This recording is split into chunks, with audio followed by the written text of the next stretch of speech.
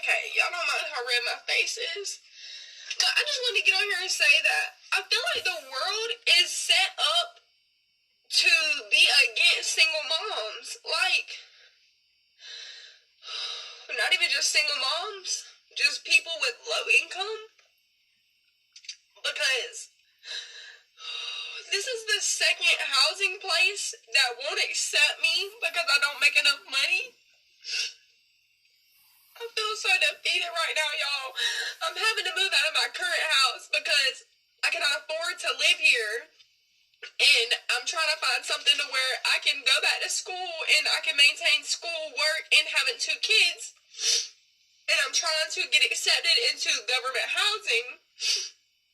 But the past 2 times that I have, they literally tell me that I'm not making enough and that I have to wait around on a second assistance, which is rental assistance, which could be up to a year wait. And y'all, I'm just like, if you think I can't afford life, so I can't even move into this, how can I wait a year? Like, when I tell y'all, this is literally, I feel like this is supposed to be my year to feel free, and it's just like, like you think being a single mom is gonna be you healing yourself and all this stuff, and it's like really being a single mom is trying to figure out how you're fixing to survive. Like,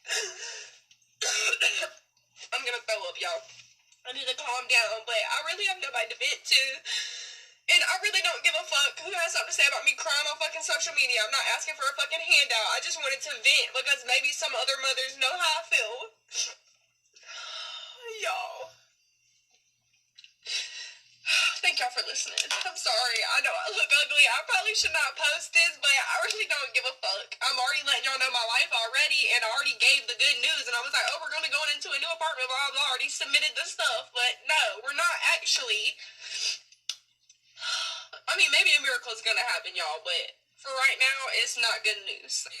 I don't, since she doesn't care, and that just basically means to me that they really don't care, that the crash out moment is really there.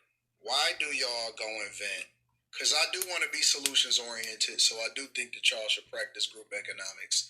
And I'll deep dive into that shortly. But why do y'all feel compelled when y'all are going through the roughest time, or even when you're starting to get something new and y'all just tell all of y'all business to social media only so that you can come back and have to cry, and you try to make us feel bad because the begging economy or the venting economy is booming on social media, and it don't make y'all look good at all.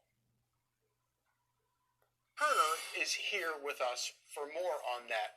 Mr. Secretary, so explain to us how this will work. Rooting out the illegals who are on government. Turner is here with us for more on that. Mr. Secretary, so explain to us how this will work, rooting out the illegals who are on government welfare and housing.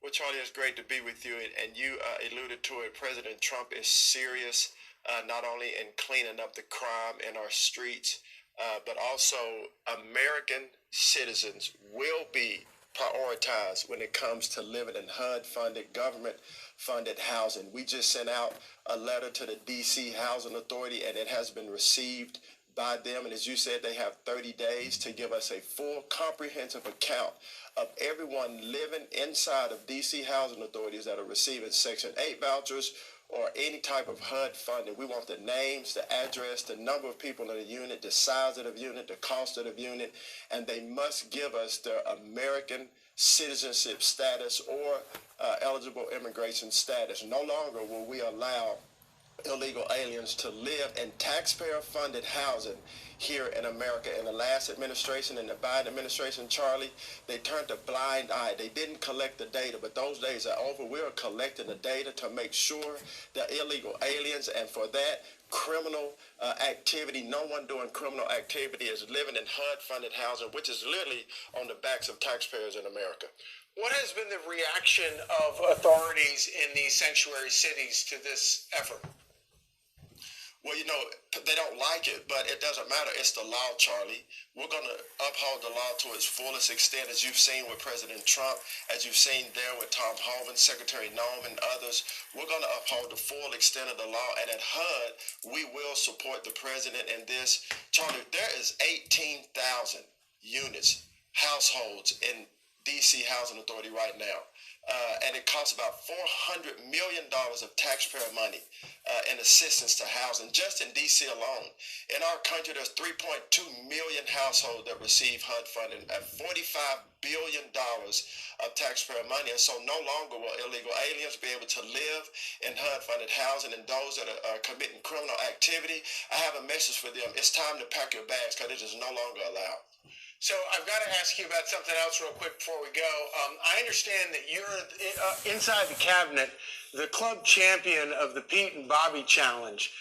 So how's that going? How did you prepare for this, and how's that going?